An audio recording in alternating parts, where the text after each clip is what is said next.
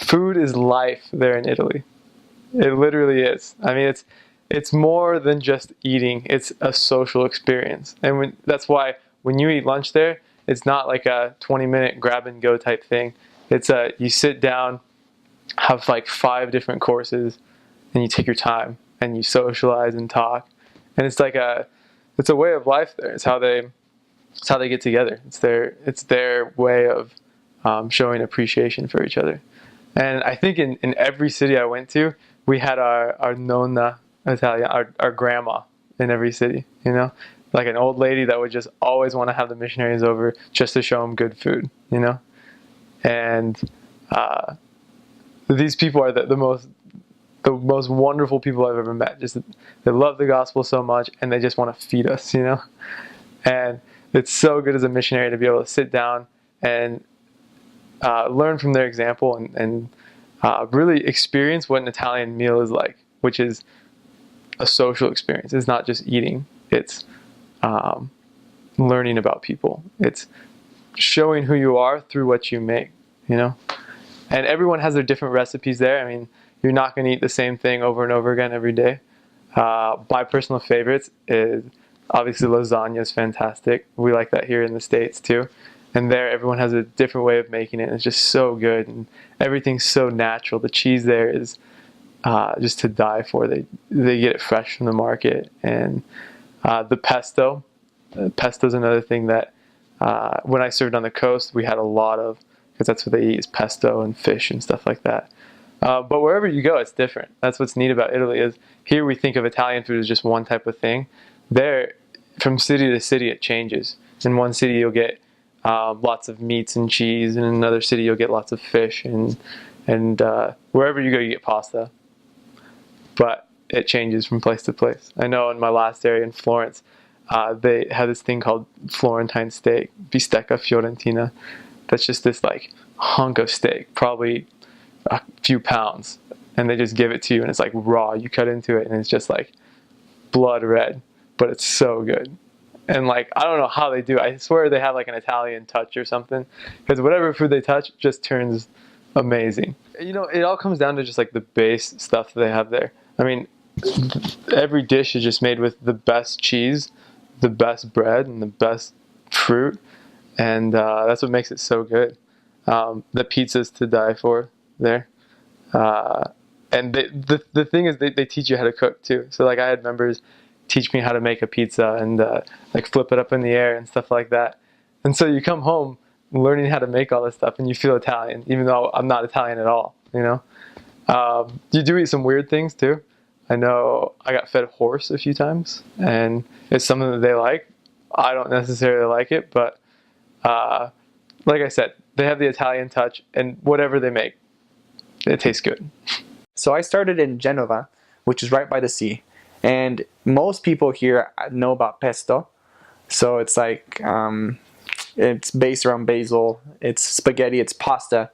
And it's called pesto, which is, if you have a chance to serve in Genova, you have to eat pesto, because that is the dish of that area. And it's incredibly amazing. You can actually get pretty legit pesto at Costco. I'm not advertising for them, but if you wanted to try some, you can actually pick up a can of really good pesto from Costco, and that's a place you can try that, and you can kind of get a taste for what it's going to taste like in Genova, but just 10 bajillion times better.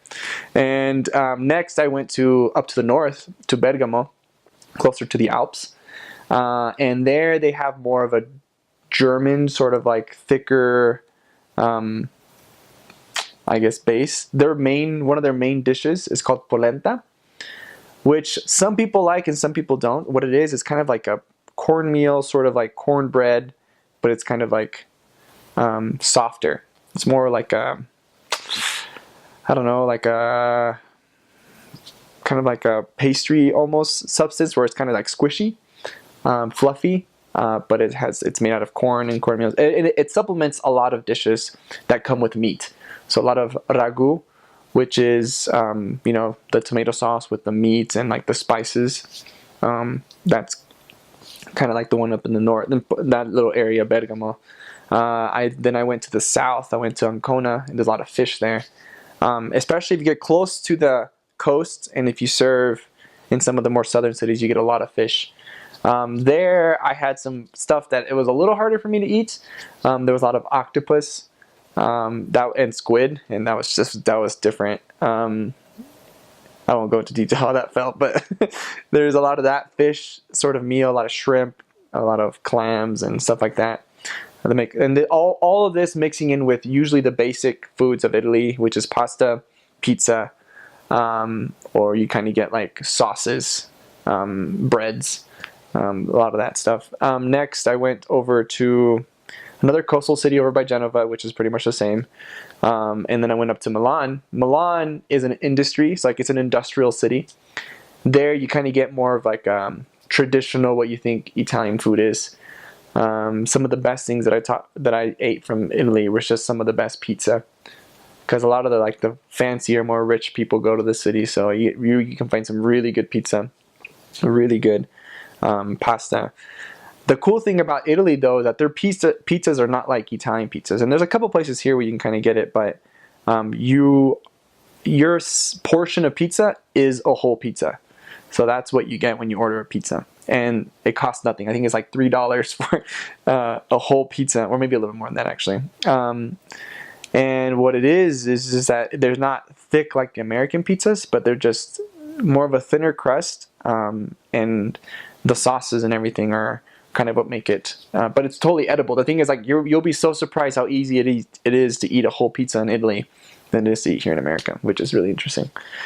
And then so Milan, and then after Milan, I went to Torino, which is just right under south, which is another industrial city. There's a couple good things. Desserts start pulling in right there.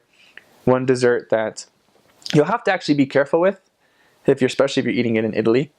I guess there's two things you have to be careful with, and there's a really famous dessert called tiramisu, and tiramisu is delicious. It's so good, but you have to be careful because it's made with coffee most of the time. And so a lot of the missionaries eat it. It's like, oh, it's so scrumptious, but like it tastes like coffee. It's like, it is coffee. And so, but the members have adapted it, and now they make it with like hot cocoa powder and stuff like that instead of like instead of coffee powder and stuff like that. Yeah. And you also have to be careful with candy, because a lot of the candy is made with alcohol. So you have to make sure you read the wrapper, or just wait until your throat starts stinging, one of those two, that you've been taking a little bit of alcohol in you. Everyone ends up finding out some way or another, so there's that. Either your companion tells you or tricks you into it, which you shouldn't do. I mean, don't do that. But and then from there, I went over to Venice, and Venice has a little bit of mix of, I think since it's just kind of like an artsy place, they have a little bit of everything. Also close to Austria, so they have more Germanic, or like more meats and like more heavier dishes.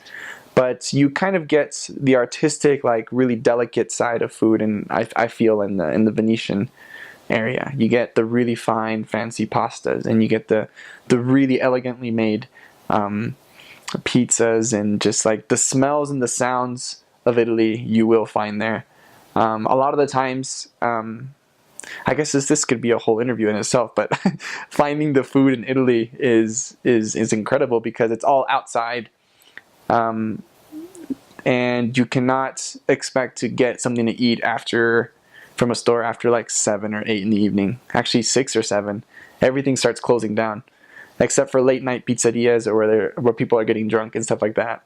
Grocery stores do not stay open 24/7. If you need to get something, make sure you get it before you go back into your apartment, because then it's closed. They don't open until the next morning. They don't like working overnight. There's actually, I don't think I ever saw something that's open 24/7, like Walmart or anything like that. It doesn't exist in Italy. So you have to make sure you get your supply before you come in that evening, or if you don't have any food, then you can't eat till the next morning. But I mean, the fun thing is that at night, a lot of the culture starts coming out. So you have like the people, everyone takes out their tables outside, and at these tables, and they start bringing out the pizzas and the pie. You start smelling it in the streets a lot of the times, and you also start hearing the traditional Italian music.